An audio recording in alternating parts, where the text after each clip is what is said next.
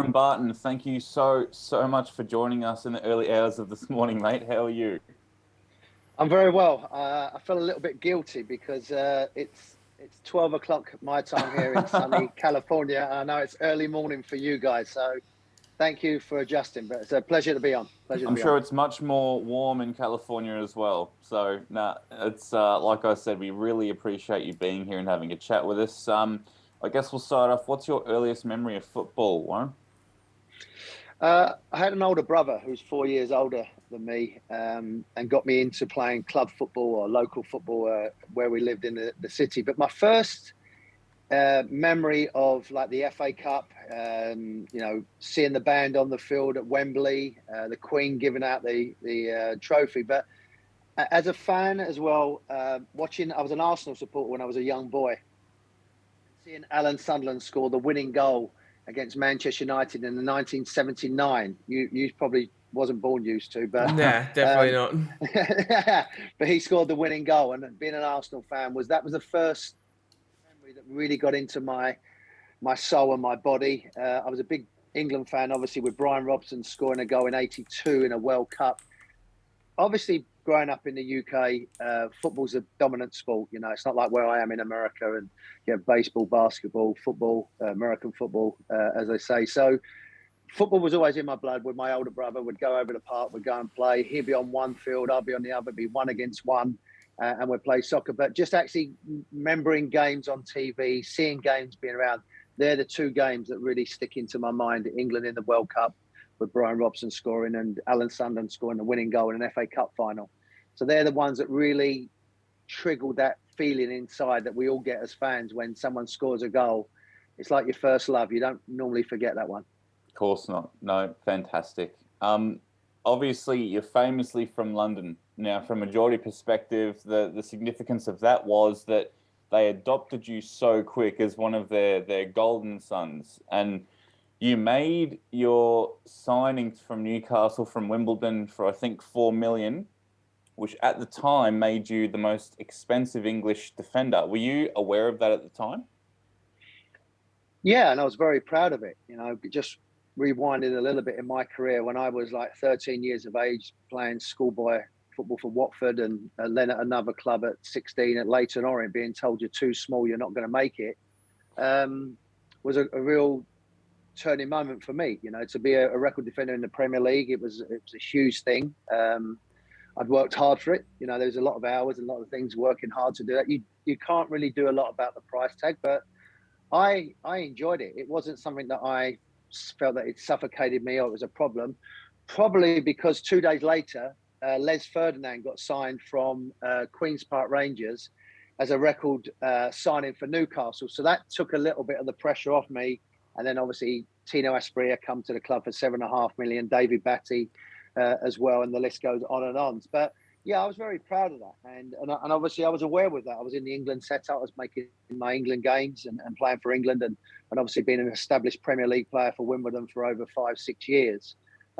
It was the right time for me to go to a club like Newcastle that was challenging and competing for honours, and I was very, very proud of that. And you know, to be associated with a club like Newcastle and to play over 220 games and be captain when Alan Shearer was unfortunately injured or the situation had changed. Yeah, very proud of that. I'm very proud of being a most expensive. I probably couldn't defend. I was good going forward, but you know, that's when it all sort of changed the Premier League. Being from London, did you bring any family up north with you when you made the move? No, but I was very conscious. I mean, I just got married, so I've been with. You're talking about my first love is when I first met my wife. We went to kindergarten, school, high school, so we've been together forever, and we still are now. I don't know how she puts up with me, but me and my wife moved up, and I was very conscious. Unlike some players that have moved up to the north to have a base in London and then go back into London at the weekend, even if we was in the Midlands and or Birmingham or you know playing against Aston Villa, would go down to London. I always made my home. I went up there straight away, me and my wife. And even when they give you an allowance as a player to be in a hotel for 6 months, 8 months, whatever you need, really. But within about 3 weeks, we wanted a home. We wanted a base to call our home. And I was very settled and we got used to the area. I'd had family that was in a place called Hull, which is just about 2 hours away, 90 minutes away from where I was. But I had no problem at all. I was born and bred in London. I love London. I think it's a great city, great people. But Newcastle at that time, for that 7, nearly 8 years, was my home. And I still associate that with being my home because my kids was brought up in that area. We had a lot of great memories in that area, made a lot of good friends, not only at the football club, but also in the city. So I see that when I went back in the new year to go and see a game, it felt like I was going back home, as well as going back to London. I went and see my mum, my brother, and my sister. They're all in London, and my in-laws. But I also, wanted to go up to Newcastle to see some friends up there. So does this mean that growing up, your kids must have developed a bit of a Geordie accent? They did it at the time. They was, 5 and 3. They had that. But me and my wife are both from London, so they had that. But there were certain sayings that they did. Actually, Gary Speed's kids, Tommy and Ed, they really had a strong Geordie accent and still got a little bit of an accent now. But my kids haven't. But there were certain sayings that they would say, which the Geordie say, that the kids would pick up at school, which was fine. And even us as adults, we would say certain things that would come across, because you live up there, you're with all the people all the time. So there's certain slang terms that we would come across and we would say. Just diffusion sort of behavior. You spend an amount of time submerged in that environment, part of it's going to rub off on you. But and I think an also, interesting. Sorry, my friend. And also, being in London is very hustle and bustle, and your lifestyle changes in Newcastle. And the people are so friendly, so open. And as a Londoner, me and Les, it was quite usual for people to be so friendly. It was like, and I wasn't even talking about football. It was talking about that was, something to take joke. And like you rightly said, my friend, is that, not only their language and the things they say, but also the mannerisms and how they are. But, it's a great part of the world and I love it. Well, do you think that when Les came up around the same time do you think that made the transition into playing for Newcastle under Kevin a bit easier because you had another Londoner up there with you and he was sort of in the same boat? It helped me because he was a really good player. David Ginola helped me because he was a really good player. Shaka Hislop, because he was a wonderful player as well. No, because I've been, Rob Lee was there. I got on with Peter Beardsley with the England. I got to know Steve Howie with England. That wasn't, it obviously made it, if we was travelling back and being together. And me and Les used to sit on the England table when we'd have breakfast or lunch. And we was always linked at that same time. Like we might have gone to Arsenal as a pair. We might have gone to Blackburn, Sheffield Wednesday, Man City, Everton, Celtic. There was a lot of link between the two of us. So every time we met up with England, it was like, well, where are you going? Well, I might go here. So that type of thing. So when obviously the decision was made, and anyone that meets Kevin Keegan, and because of how the lads had played before and finishing third in the Premier League, knowing the Geordie fans, how it was and what Sir John Hall was building in that area, it was quite an easy decision. It made it obviously a lot more comfortable having someone from that area, but it was more important that we was all good people. We all really got on really well. Again, when I went back to England, I picked up the phone to Les and I met Les. It was only supposed to meet for 30 minutes to get a quick coffee. We was there 2.5 hours, chatting away. So we still have that link about being a good person, what's gone on in the game. But yeah, just being around good people like Steve Watson, Lee Clark, Robbie Elliott, Steve Howie, being local boys. They helped me out. Lee Clark's father-in-law helped all the carpets and furniture in my house. So them type of things made us feel really comfortable doing it. So yes, it's great to have a Londoner next year. Yeah, but Rob Lee was there. It didn't really matter, to be honest with you. It was just the fact that we really bonded and got on well as a group. Yeah, and obviously already having known a lot of the players there probably made it a lot easier. And then obviously coming in to work under Kevin Keegan in that team, what was it like walking through the doors for the first couple of training sessions and experiencing working under Kevin and with that team at that time? Because at that time, that was us assembling the entertainers, basically. We're just thinking about that makes your hairs on your arms stand up, because there used to be more people watching us train at a place called Maiden Castle in Durham. In the winter, in the cold. 4,000, 5,000, 6,000 people would be there. There'd be a hamburger stall, there'd be a coffee shop, there'd be people there, watching you train, than I would have at Wimbledon in a Premier League game. You know, we played against Bolton for Wimbledon, and we had 2,000 people there. I'm ashamed. It was a record of the lowest attendance in the Premier League. We'd have 5,000 people watching us train on a Tuesday morning. It's freezing cold watching us train. So being in that environment and taking you 45 minutes to get from your car to the training ground because you're signing autographs, having pictures, it was all part of us emerging and us being a group of players with the fans. And you're starting to see glimpses of that now with the players. It's the first time in probably 14 years that we've had the club, the owner, manager, the players and the fans all really in one direction. And we used to have that all the time for 8 years, 9 years when I was involved. And that was part of it. You know, you wouldn't walk past a fan without saying hello. And they wouldn't go past without having a comment. They would say certain things about it. So it was a real family togetherness, and it was surreal. You know, the training sessions, me and Les, we'd get in the car and go back to the hotel in the first week, and we'd say, I ain't fucking touched the ball. The ball's flying around everywhere, and it was so quick. And I said, did you touch it? I said, no. It was unbelievable. And I remember saying to Kevin, you know, I feel like I need to do a bit more. He said, just do your job. Just do what you're doing. And that's what I brought you in to do. And, you know, in training, the way Peter Beardsley would play in a game, that's how Pedro would play in training. He was 100 miles an hour thinking three steps ahead of it all. And it was magnificent. And we wouldn't leave the training ground for 2 or 3 hours after training. And we had that same instant when Sir Bobby come back. You know, when he come back to the North East and Sir Bobby was with us, the likes of Alan Shearer, Shay Given, Rob Lee, Gary Speed that was there, Steve Harper, Aaron Hughes. There's a certain group that we would all stay together, like we had with Les and Tino and David. Yep. We sort of emulated that back again with the likes of, you know, Craig Bellamy, Kieran Dyer, Laurent Robert, trying to rekindle what we'd had before. And, you know, it's no coincidence at that time Sir Bobby got us back in the Champions League. So that togetherness of spirit, as well as quality players, can take you a long way in the game. Just touching on Keegan, what was his man management like? Did he reform you from the Wimbledon defender that you were very much? He was magnificent. As a caring manager, he was obviously very emotional. We all know about that famous interview after the Leeds game with Sir Alex. But for an example, you know, I had a lot of family, my mum, my dad, my brother, my sister, that all wanted to come up and watch my first game against Coventry at home.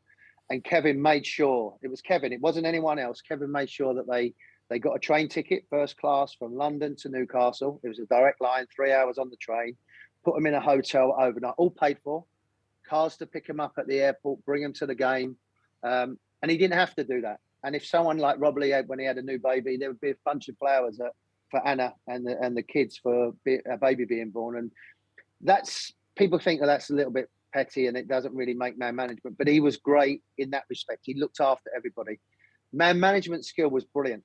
With myself, Rob Lee, Darren Peacock, them type of players, he didn't really have to say too much. He'd ask me, can you make sure David, Les and Shaka get to the training ground from the hotel, pick them up, bring them back. He didn't need to do that. But Les, being a striker, was like, oh, my back's a bit sore. Fine, don't worry, Les, you go in the treatment room as long as you're ready at the weekend. And we'd play games against whoever, you know, whether it was Man City or Chelsea. And Les would my back's a bit sore. I've got a whack on my head. Kevin wouldn't make eye contact with him because he didn't want to bring him off. And Les would end up playing 90 minutes and he'd play probably 40, 50 games a season. And that's the type of man management where someone else, he might think, okay, let's rest you. And listen, he could be harsh. We lost to Arsenal at Highbury. And Ian Wright had terrorised me in particular. I didn't have a great game at all. And he let us know straight away, as much as getting flowers for you and making sure your family's okay. He didn't hold back. He let you know exactly what he thought and where the mistake was and who he was playing for. And for that point, he was magnificent. He was great with the media, great with the fans. His outfits was outrageous. His little crop jackets that he wore, and actually thought he was like $1 million walking around. And me and Les, and we had David Ginola. He was a male model for Cerruti, and he had Kevin walking out like this, and we would have so much fun. And that's how we was. But when it was a game day, it was business. You know, it was business, and we was out to play, but we was also out to entertain, and that's how we ended up getting the name, the Entertainers, because we knew through Kevin as that man management skill that Monday to Friday, then people had worked hard, the people being the fans. And when it come to the weekend, we was bloody better sure that we gave them a game and they was entertained. And lucky enough, large part of our time, we did that. We did foul. We didn't win the Premier League. We come short, but we had a go doing it. And I think the fans appreciated that. You took the fans on such a journey several times throughout that late 90s period. You mentioned Coventry City at home. That was your debut. What do you remember of that day? It ended 3-0. What's your recollection? I remember coming out for the warm-up and the whole stadium being black and white. Every single person, it seemed like, again, we was doing stretching in the corner, and all you could see was a black and white shirt. And at that time, there was only 36,000. Obviously when it went up to 52, it got bigger and louder. But everything was black and white, and people was in that stadium at least an hour beforehand, getting ready for the game, and just coming out of the hotel and driving towards the stadium. The sun was up. It was a wonderful day, and it was a perfect day. Les scored. We kept a clean sheet. We won the game, and we was off and running. But I just remember going down the stairs and in St James's, and as you come back up, the roar. But again, the thing that really caught my eye is just it was black and white everywhere. Everyone seemed to be wearing a shirt. And we went out and performed, and David on that day was doing things I've never seen before. For someone so big, he was so elegant, so quick, so graceful, and so powerful as well. And as I said, it was a fitting performance. Les getting his goal, we was off and running, and then we was on our journey. We was on our way, and we felt like nothing could stop us. And that was a great start. It was a wonderful day. As I said, it was the atmosphere in the town that night and that weekend was sensational. And the Grandad collars, you've got one of them behind you in there. The famous shirts that you have, the famous shirts they had. That they was people was wearing them, the black and white, the Newcastle brown owl, and it was a real statement. And then we was out to enjoy it, and then off you go in the Premier League, and we had a great time. It was incredible. David was 6 foot, but he glided. He didn't touch the surface when he moved with the ball. Likewise, Beardsley. What was it like training with the maestro that was Beardsley and the cigarette-smoking David Ginola in the same squad? Yeah. Well, the first night we travelled away up in Hearts in Scotland in the pre-season friendly, and David was smoking and on his phone at 11 o'clock. And I'm an early bird. I like preparing, going to bed. So I said to David the next morning, this ain't going to work. As much as I love you, this relationship's not going to work. So he went. I moved the room and I went in with Les. I said, look, I got to be with, because Les was like me, like going to bed, like being prepared. Not saying that David wasn't, but he was having a cigarette, and I was like, no, this is not happening. And David was like, oh, why me? Why do that? David wasn't. He was a obviously player training. He was doing what he wanted to do. He wouldn't be at the front running when he wanted to. He would be, but I look at players like Gary Neville and Lee Dixon, who are Premier League legends as defenders. Yeah. Played in fantastic teams and top class players. David Ginola, give them two. I think, don't worry about Ryan Giggs against Lee Dixon. David did to both of them, which has never been done before. He absolutely terrorised them too, because, like you said, he was big. You couldn't kick him because he was big and strong. You couldn't go past him because he was quick. You couldn't push him in the corner because he was so elegant and had great feet. And when he was on his day in that famous game, the Manchester United 5-0, you couldn't stop him. It wasn't really because of Alan and Les getting the goal. David did it. David was on a mission that day. There was just a certain aura about him. And we played up at Hearts, that game that was talking about pre-season. I played midfield with Rob. And David was on fire and I was like, I can't believe what I'm seeing. And Rob was laughing. He said, I've never seen anything like this before. The ball was getting played 70 yards in the air, and he was stopping it on his chest, letting it roll down, and then quick little scissor, and he was away then whipping the ball all in one movement. And Les was just putting the ball in the back of the net. It was breathtaking. And it was a pleasure to be around. And as I said, for Peter, for me, a Newcastle player, he's the best player I've played with, because Pedro was phenomenal. And I put the best goal scorer has ever been Alan Shearer. The best player I've ever played with is Paul Gascoigne with the Euro 96 when he was in that era and played against. But playing in my club week in, week out, Peter Beardsley was phenomenal. And he was a big time player for us. Yeah, and obviously during that time we had quality players in the side, and I mean even the ones that I'm about to mention. There was some absolute characters there at the same time, wasn't there? In the likes of Tino and the likes of your Rob Lees and your there was some absolute characters in the squad. Your Les Ferdinand, as you've said. I've heard a million stories. And what was it like with all those characters in one group together? Because surely there's some absolute cracker stories hidden deep in that valley. Yeah, and they won't come out either. I was in a changing room as well with someone like Vinnie Jones. So you're talking about characters and John Fashanu. So we had a lot of leaders in that respect as well, and character. So I'd played non-league football as well. So I've been in a changing room with a policeman, electrician, a builder. So there's characters and there's real proper people that I'm involved with. Wimbledon was, again, another avenue where you had big leaders. David Batty was one of the funniest, a Yorkshireman with a really dry sense of humour.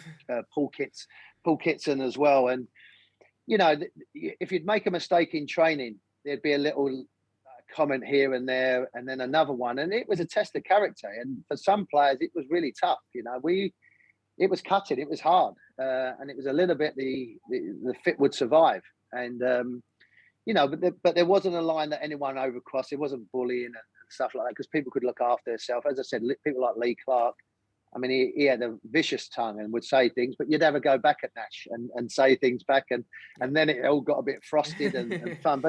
And it was great. As I said, no day was the same. Tino was a great character. We had Kenny Dalglish when Kevin Keegan left, and we had a coach called Alan Irvine, who was one of the best coaches I've worked with. Alan, attention to details, the way he put sessions on. He'd be out there at 6 o'clock in the morning. It was all set up perfectly. The balls are all laid out. Tino and Dave Batty would go out every single morning and just boot these balls everywhere. And Alan, you could see the steam coming out of his ears. And we'd all be going, "Oh, you're out of order, lads. Why have you doing that?" And just provoking the situation. Yeah. And, Tino would come out and, he knew about 4 words, and 3 of them was bad words. And that's all he really knew with his English. And just funny people, good characters. It was a joy to be around. But you had to look after yourself. And I used to get a bit of stick about my hair or clothes or whatever. You had to be prepared to give it back as well. But that's the things we miss, as players. You miss the training, you miss the 50,000 people, you miss cup finals, you miss champions. But that's walking into the changing room and someone's having. We'd call David Ginola, but John Beresford called David Ginola Big Nose, and David could not comprehend that someone like John Beresford, who dyed his hair, would call him Big Nose, who was like 5'3". But it was hilarious because they would be going backwards and forwards, and we'd have fun. And if someone like wore a pair of different, even if they were slightly different, they'd be hung up somewhere to show everybody, or they'd be thrown in the trash bin, or But I've come from a culture like Wimbledon. Their nickname, I'd gone to the entertainers. Their nickname at Wimbledon was the Crazy Gang. Yeah. So that tells you a little bit about it.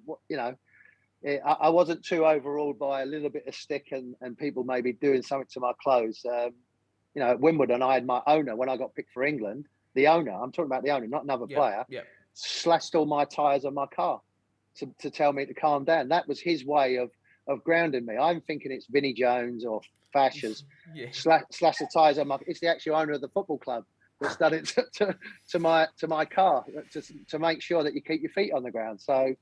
Great memories, great times, and as I sit here thinking about, Philip Albert was such a funny person. Pavel Cernicek as well, with that temperament that he had and that short fuse that you knew once he'd said something, he was ready to go. You got out of the way because he would let all hell break loose. So, but good times, great people, good times, and we miss them all. We miss them all. Yeah. Definitely. It seems like only a short time ago that pundits were commenting, saying that the full-back position was becoming more and more obsolete and less creative. Does it please you seeing players like Kieran Trippier and Trent Alexander-Arnold, which are such structural and integral parts of their team going forward? Yeah, and I think if you remember with the entertainers, where before it was a flat back four, the fullbacks, and I was one of them in the late 80s, early 90s, would get it and give it to your wide player, and that was your job done. Kevin Keegan didn't want that. He wanted me and John Beresford to play it and then run forward and create the width, create space. You're not necessarily making a run to get the ball, but you're creating space for someone else, or you're taking defenders out of the way or moving people around.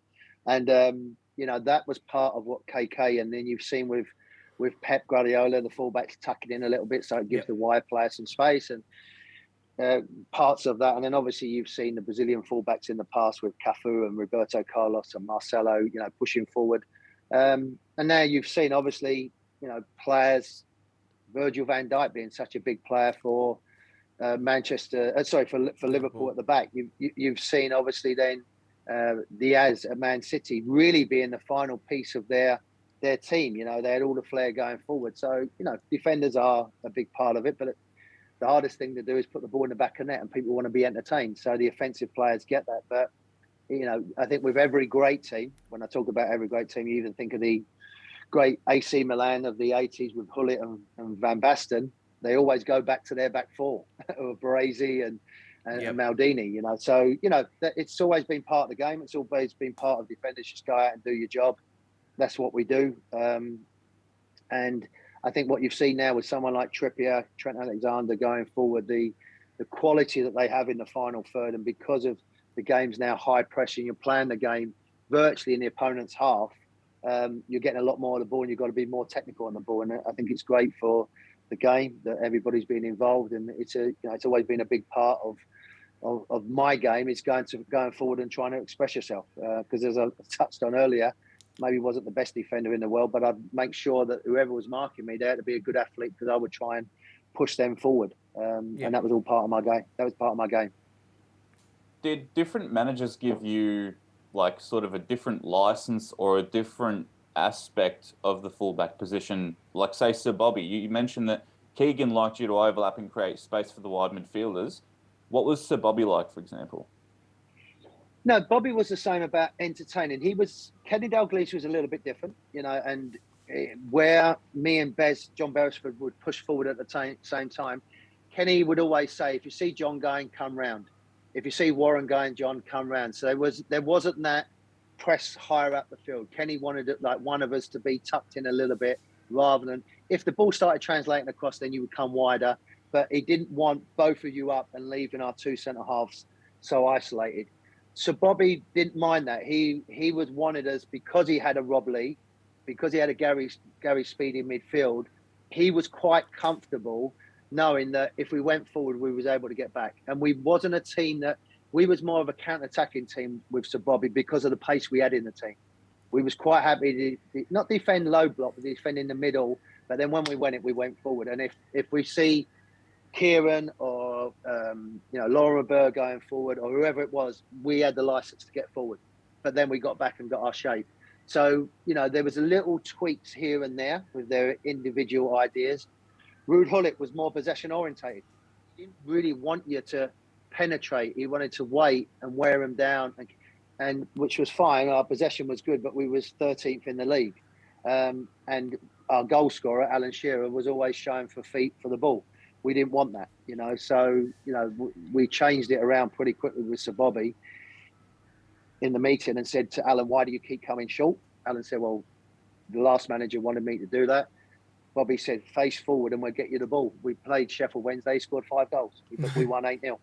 So, them type of formation and details can change a formation and a system pretty quickly. But playing for Newcastle is the DNA of what the entertainers and Kevin Keegan had done, and they've been brought up on that in the 50s, winning FA Cup finals, War Jackie going forward and scoring. It's in the DNA for Newcastle to go forward and entertain. It wasn't about sitting back, keeping the ball, see if we can score set pieces, see if we can play on the counter attack. It was when we go with numbers, and we go with 5 or 6 of us, and then we get our shape back if we lose the ball with Sir Bobby. But it's in the DNA to go forward, particularly at home. It's to win games. Respect teams, but don't fear teams. That's always been, of course, sort of our motto through that Newcastle era when I was there. You mentioned the 8-0 already. That was Sir Bobby's first match in charge. what was your relationship off the pitch like with Sir Bobby?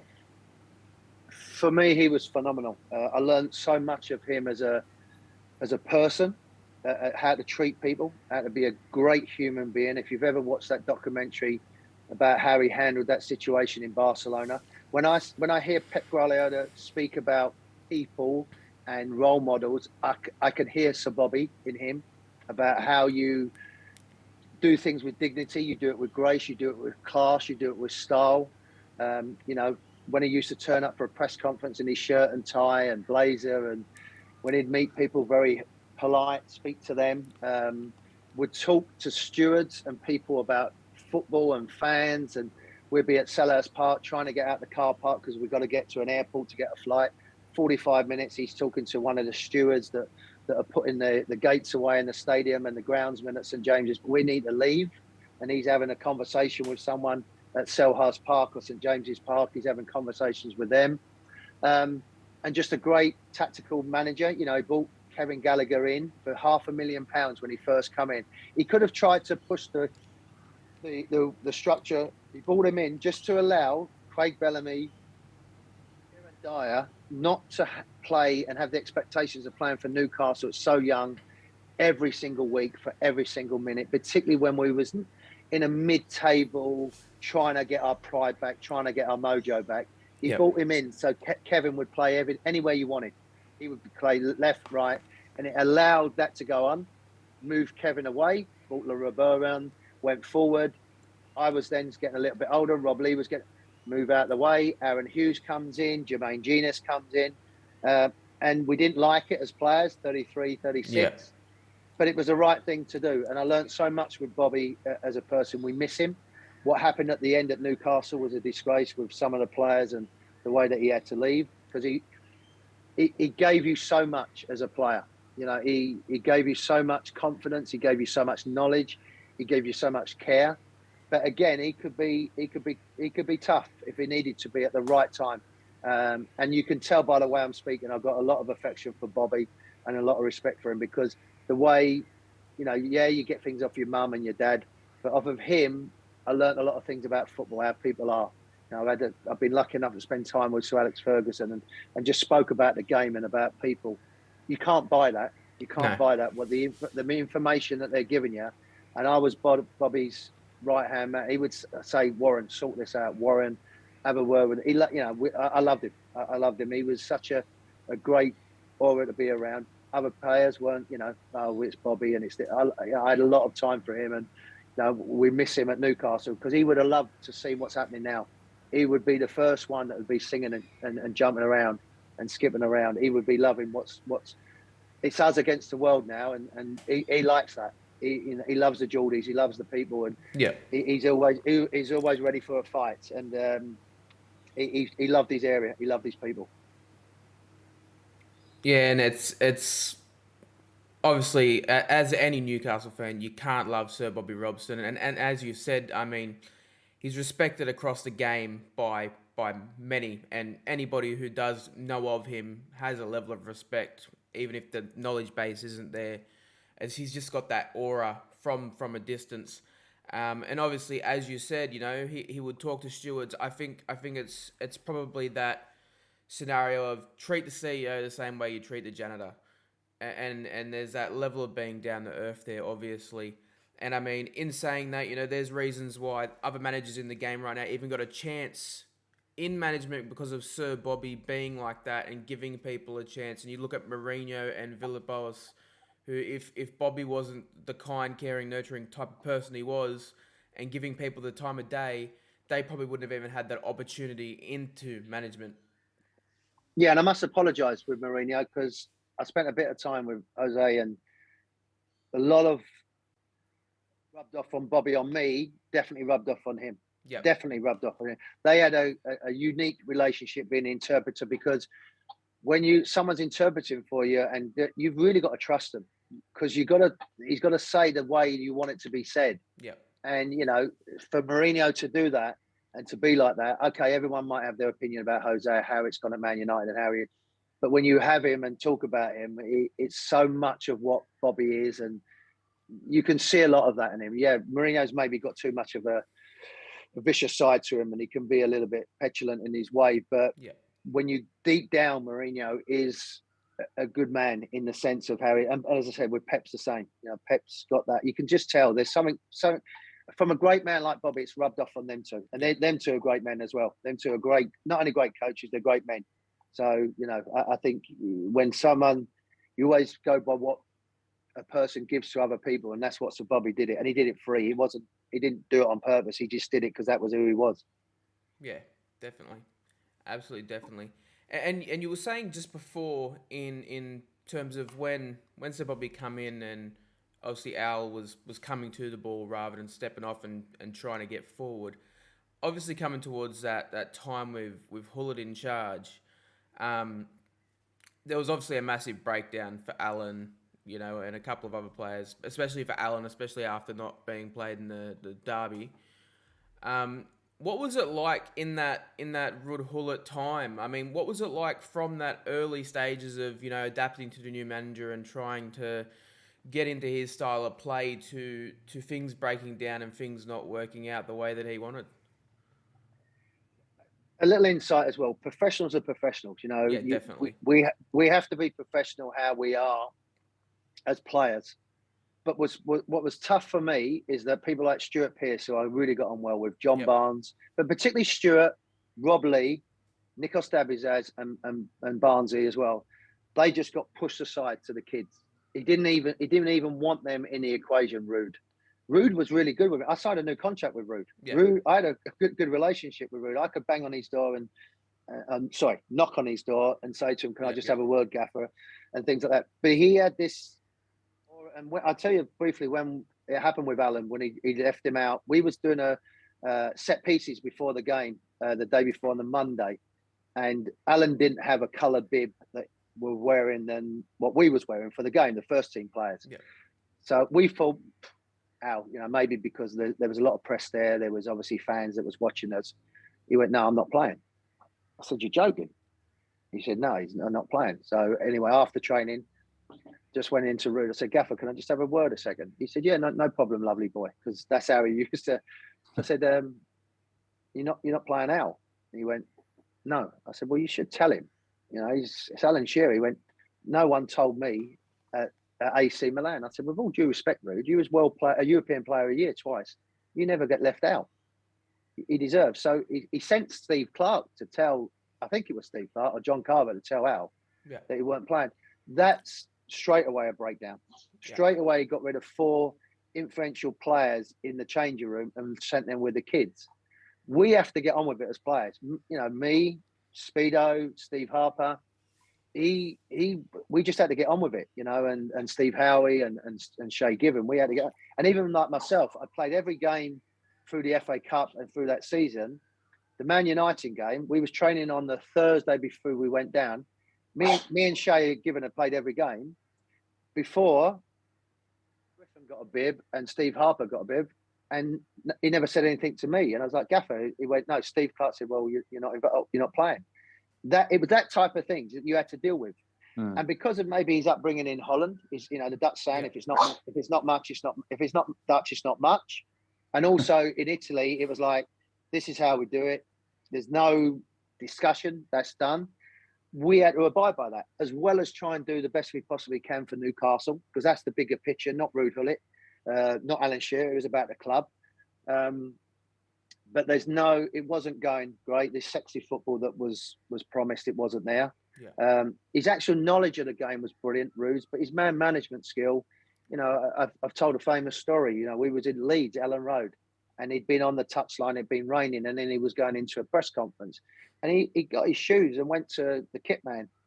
And I love Ruud. If I see Ruud Hullett now, I've got nothing but respect for him. He said to the kit man, "Can you just clean my shoes?" I said, "Ruud, you don't do that to the kit." I said, "Give us them, I'll do it." So I cleaned his shoes. I said, "There's your shoes. Go and do."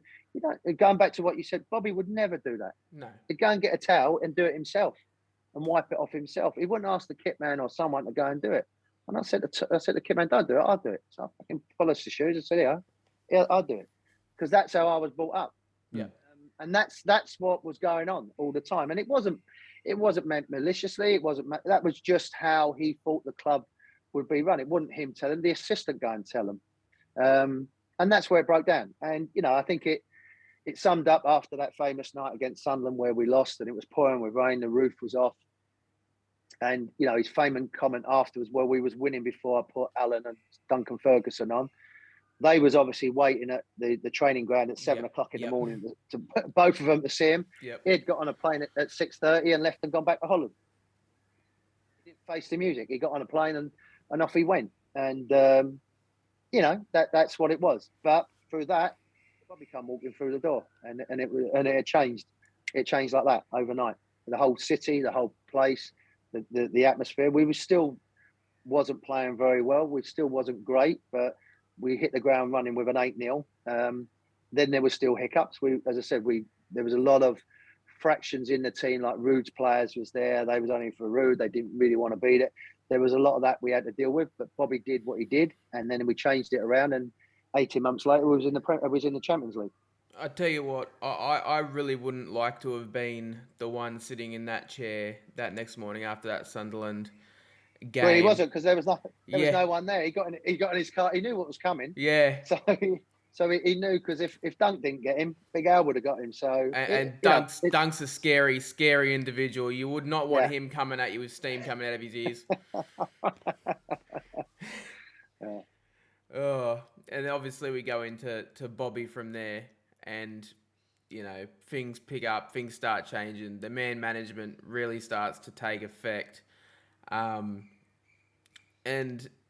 then obviously, the dynamic of the team changes, the dressing room dynamic changes again, because obviously the dynamic of a dressing room is something that as a manager, you do need to take into consideration. And when you just pull out influential players, like, you're destabilizing the structure of that. And obviously you'd have Bobby come in and with his level of man management skills, he's able to piece that back together and bring the harmony back to the squad after, obviously, the problems that were there from Hullet. What was that like, the initial stage of everything coming back in? Was there still an adjustment period?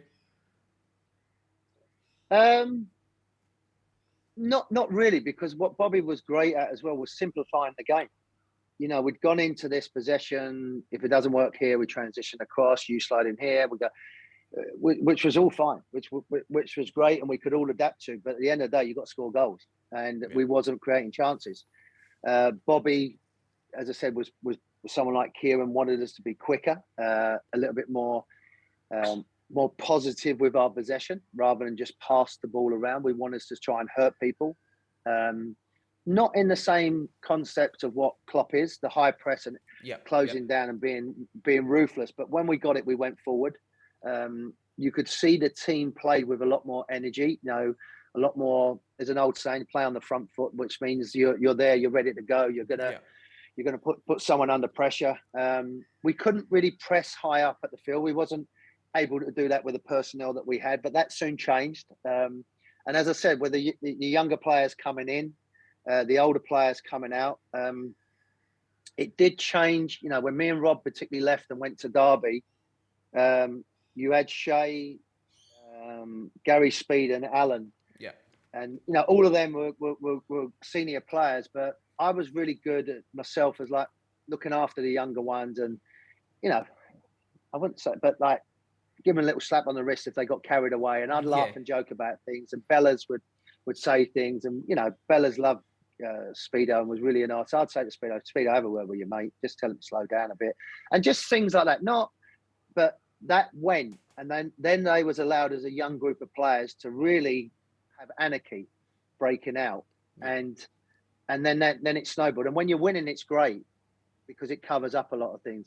When we started to lose, then the questions started to answer, and then obviously, the only one that gets looked at is the coach, which was Sir Bobby, which was a shame. But you need the younger players to realise, and as I said, it was not only at that club; it was happening at a lot of clubs. Like the younger players were sort of starting to come forward, and although as senior players, you try and give them guidelines and responsibility. At the end of it, it's up to them how they deal with that. Definitely. And they have to deal with it. And it got a little bit, anarchy was breaking out. They was disappearing down to London to have a weekend away. They was coming back early Monday morning to go to training. You know what I mean? There was just that unrest, which before wasn't happening. Before wasn't happening because maybe we was trying to get to back where we was, and the old saying, it's easy to get there, it's hard to stay up there. Yeah, definitely. And that's what you've got to learn as a young player. And listen, they're wonderful players, all of them. And I'm not digging out one individual, but you just had the brat. I called them the brat pack. They were sort of then running right, really. And it is what it is. And unfortunately, it started affecting the team on the field.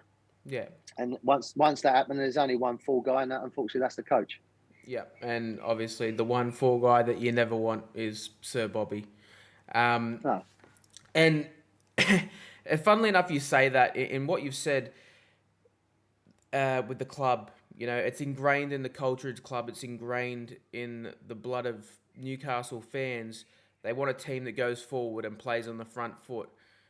The club's most successful periods of recent times under Kevin on the front foot, under Bobby on the front foot.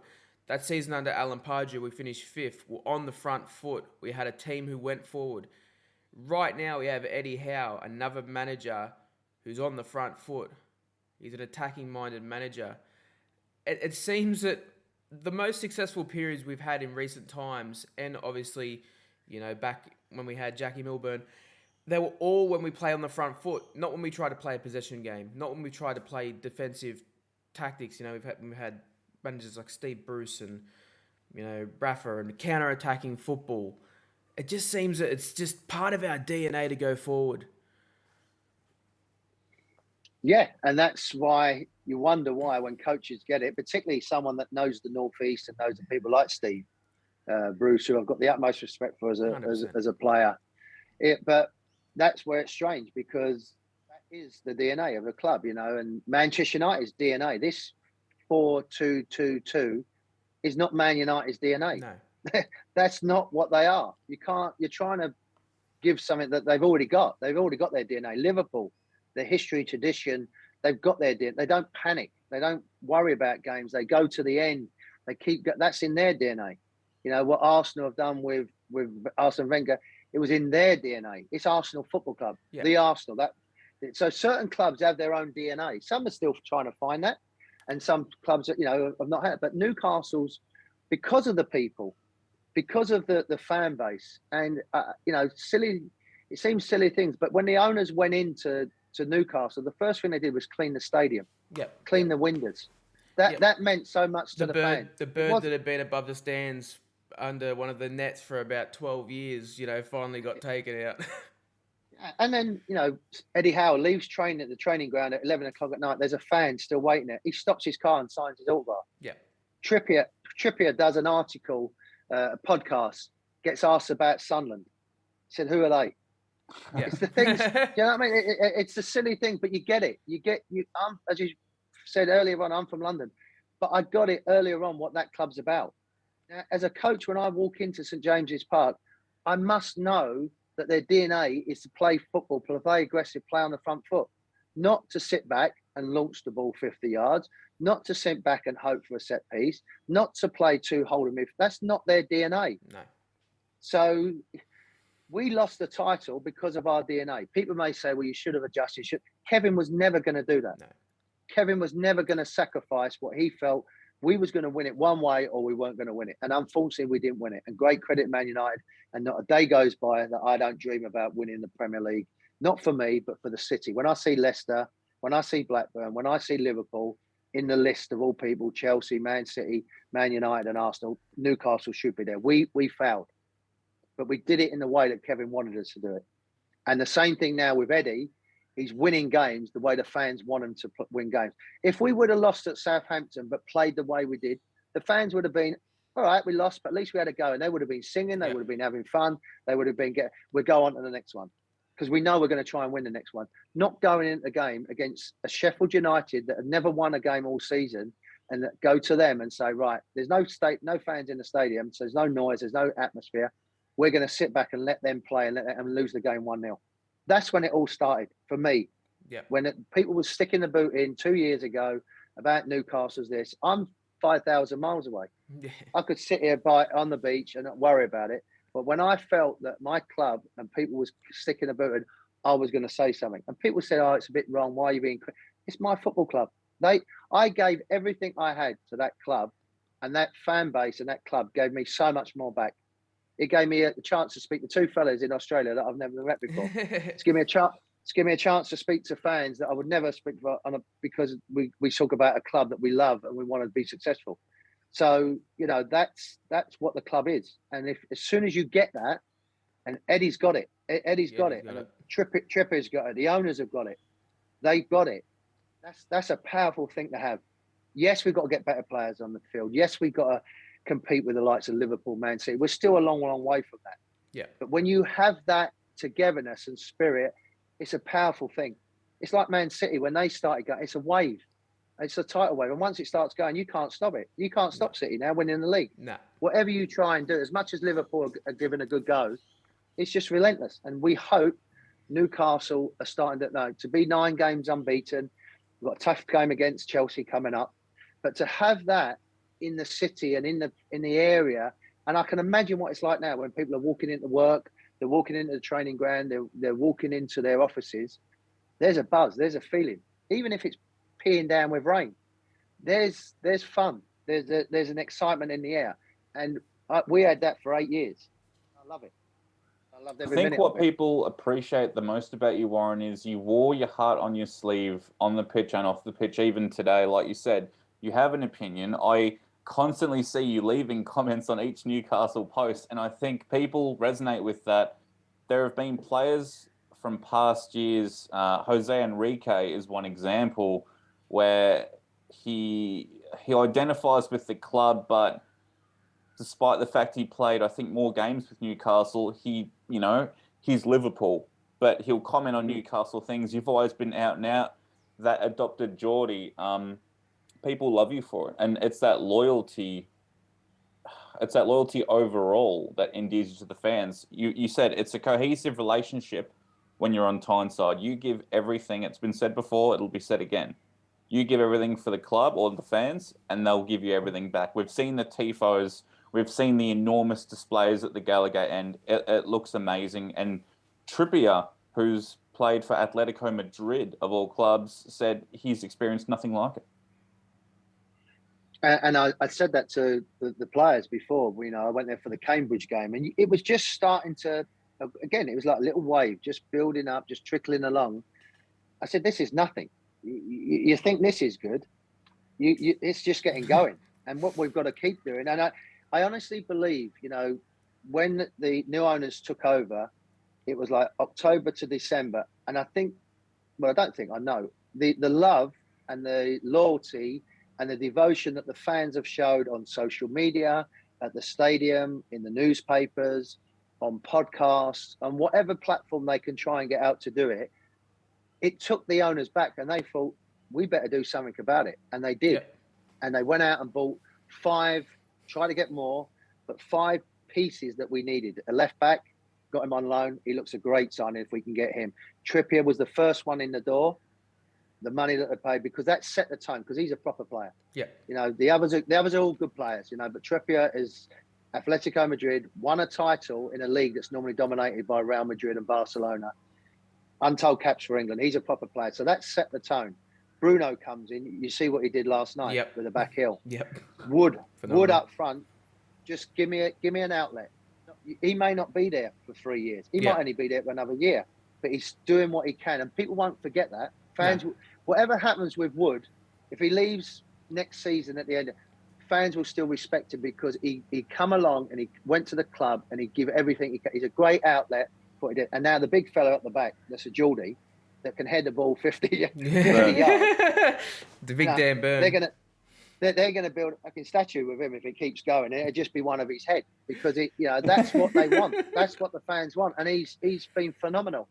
We've still got a long way to go. There's still, and I think as a coach, I always think, and I've got my pro license, and you've got to try and make the players you've got in that group better at that time.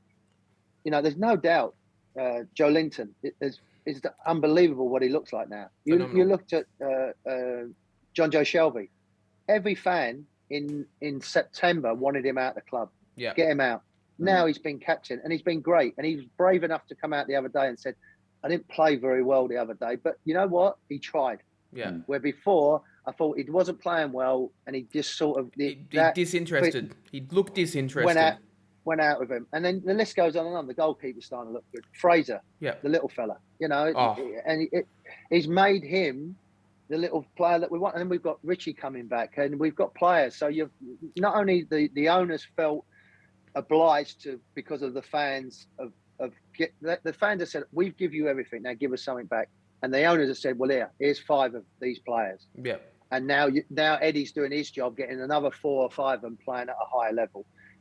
That's, please God, we get safe, which I think we are, and I thought we would be anyway. Build on that. Now we can really start challenging. And all we've ever said, my friends, we just want to challenge. We want to have respect and we want to challenge. We're not saying we want to conquer the world and sign Mbappe and win every championship. No. It'd be lovely if we do. It'd be great if we do. 100%. But all we want to do is compete and challenge. And that's when I was at the club, would go to the boys' club to do presentations, or you're going to a hospital to see sick kids, or you go and see teachers, or you go and see policemen or nurses. It was part of our job to do that, because if you have that, as I said, that togetherness, they respect you for that. And all they wanted back, and what the other ownership didn't do, is respect the fans. Yeah. Just respect. Sorry, let me rephrase that. Respect the people in that area, not just the fans, but respect the people in that area, because the club means so much to them. It's everything to them. Yeah. You know, we talk about the club being the heartbeat of the heart of the city, and rightly so. But the heart of that club is the fans. If without that, you've got nothing. No. And that's gone from when KK was there to now. It's no different. It's no different. Yeah, absolutely. And you mentioned that you're also doing your coaching badges at the moment. I know you're doing some work with the Del Mar Carmel Valley Sharks. What's your role there? No, I've already done my license. I've got my A license, my pro license. I've done that in my UEFA pro license in 28 as well. 2008, 2007. I done my license there. I'm actually the boys director. I've been coaching my kids. So when I retired in 05, I've always wanted to come out to America. So in 08, we made the big move to move the kids out. My eldest son was 10, 8 and 4. Being here gave me a chance to be with my kids in the sunshine and near the beach. So I was able to coach them in a program, because club soccer as they call it here, is huge. And it gave me the chance to be with my kids, coaching them. And that picture that was put out the other day, I'm the technical director on the boys' side. Do I want to get into coaching? Yeah, I really do. I love my TV work with Fox. I've been with them 13 years, and I've been involved with World Cups, Bundesliga, Premier League, Champions League, and League MX. So I love my TV work, but coaching's what I love. Now, whether it's academy level or MLS, USL, I've got the qualifications. Now I've got a bit more time. My youngest son is 17. He does high school, so the only thing he needs me now for me and his mum is money and a new car. So there's nothing there that he needs us for. Now it's ready for me to get my hands into coaching. But the Del Mar Sharks have been wonderful to me. There's a lady called Shannon McMillan. She won the World Cup for the US national team in 1999. We have a great understanding and rapport. But obviously, I played at a high level. I'd love to coach at a high level, but I'm very happy where I am at the moment. But I'm getting itchy fingers, so itchy feet as well. So I'd like to have a go. But I've got the qualifications. It's just getting the chance and being patient. I said to Eddie, if he needs any help picking up cones, I'm quite happy to do that as well. Obviously, moving over to the US, that's a big move. That is a big move and a big cultural shift. Do you see yourself staying there forever? Well, I'm a US citizen. Yeah. And we speak the same language, but we are so different. 100%. Ask Lexi Lallis and people like that. So we have a good understanding. Yeah, I love it here. I mean, the lifestyle, the climate obviously makes a big difference. Yeah. The quality of life. I don't even mind if I go into a coffee shop and someone says, "Have a nice day," and they really don't mean it. I don't mind. I just don't want, in England, they'd throw you a coffee or a tea and there'd be it'd be all in the saucer, and you'd look at me and say, "Well, what's your problem?" and throw it at you. As much as I love my homeland and love the Queen's country, it's nice to be in the sunshine and have that. So you never say never, my friend, but home is home now. But I'm lucky. I've got 3 homes the way I look at it. I've got the North East, I've got London, and I've got here. And I've said to my boys, make the opportunity. I've got great resources. Go and spend time in the North East. Go and see some old friends, which my eldest son has done. He's been up there around Newcastle, and when we go there, we go and see people that we get on with. But you never say never. I'm still young enough, and I still feel I'm fit enough to give something back. It's just been given the opportunity. Yeah. You've had caps for England. What's your standout moment in the 3 Lions shirt? Your debut is supposed to, going back to your first love, your debut is supposed to be the most iconic time. But unfortunately for me, it was that famous Ireland game in '95 that got abandoned after 27 minutes. So as much as I had every emotion in my body going through, the pride, the excitement, the nerves, the tension, the passion, and then you had the fear and the worry in the 27 minutes that was put through. As a boy growing up, again, echoing what I said earlier, to told twice you're too small, you're never going to make it, to play for arguably one of the biggest clubs in England, play for your country, play in FA Cup finals, play in Champions League, play in Europa. If someone would have said that to me at 13 when I was crying, walking out, being told you're too small, that's going to happen, I would have snatched your arm off. So, playing for the 3 Lions is the biggest honour I think anybody could have. Obviously, I'd love to have more caps. I would have loved to have had that more opportunity. But, Gary Neville was a very good player. He had a great relationship with Beckham and went on to win. And at that time when I was trying to break into the England setup, you had Lee Dixon, Paul Parker, as I said, Gary Neville, Rob Jones was at Liverpool, Richard Edgehill was breaking out at Man City, QPR was phenomenal with David Beardsley coming through there. There's a lot of exciting players. After that, you had probably Glenn Johnson and Michael Richards. There wasn't any other English fullbacks coming out. There was 1 or 2. I remember on the left-hand side, you have Graham Lassau and Lee Dixon and Ashley Cole towards the end of Stuart's regime as well. Now you look at, fast forward, how many great right-backs there are. They've got too many options. Yeah, very similar to what we had. So, yeah, of course, but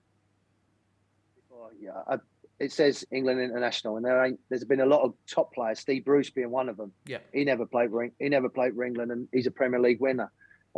So and a great leader and a great captain for Manchester United. So I was lucky enough to play for the 3 Lions and play for someone like Terry Venables, who was a top class coach as well, and learned a lot of him. So obviously I wanted more, but at the end of the day, it is what it is, and I've still got it. I've got it framed, and I'm happy to have that. I can always say my last cap was against Brazil, the old Wembley. So it don't come any better than that, really. If people say, well, when did you last play for England? Well, it was against Brazil at Wembley. I'll take that. Twin Towers. Exactly. Warren, you're an unbelievable ambassador for the North East and Newcastle United Football Club as a whole. You've been so generous with your time with us this morning and for you this afternoon. I'd say it's about time that you go and get some lunch. Are there any sponsors that you want to thank? Any businesses that you can plug? Maybe if you want to leave a link or a number with us for the Del Mar Sharks that we can get in touch with, our fans can get in touch with if they're out that way? No, by all means, just hit me up on, whether it's on my Twitter account, Warren Barton 2, or as I said, on the 22 for my Instagram account. But listen, I don't do it for any other reason because I care and I thoroughly enjoy it. It's been a pleasure speaking to you guys and reminiscing a little bit and talking about the world of football and how the game's growing. So I know it's early morning for you. Go and have a nice cup of coffee. Enjoy your day today, and let's look forward to 3 points on Sunday against Chelsea for Newcastle. 100%. Absolutely. Thanks so much. You've been so amazing, Warren, and we really hope to see you in England soon in a manager's jacket. I think that would make us all very proud. See the transition not only from England to the US, but then you've got everything done. Like you said, you got your licenses very early, I think around, was it 2005, 2006? 7 and 8. 7 and 8. And if you can move back and we see you on English soil again as in the manager's dugout, that would make us all incredibly proud, incredibly happy. We'll have to have you back when we win the league. Okay, we'll do it next year then. Not yet. Not if, when. We might need to spend a bit this summer. Okay, good man. Take care, guys. Thanks Warren, for that, you've been Warren. unbelievable. Appreciate Thanks, it. mate. Pleasure. Take care. Bye-bye.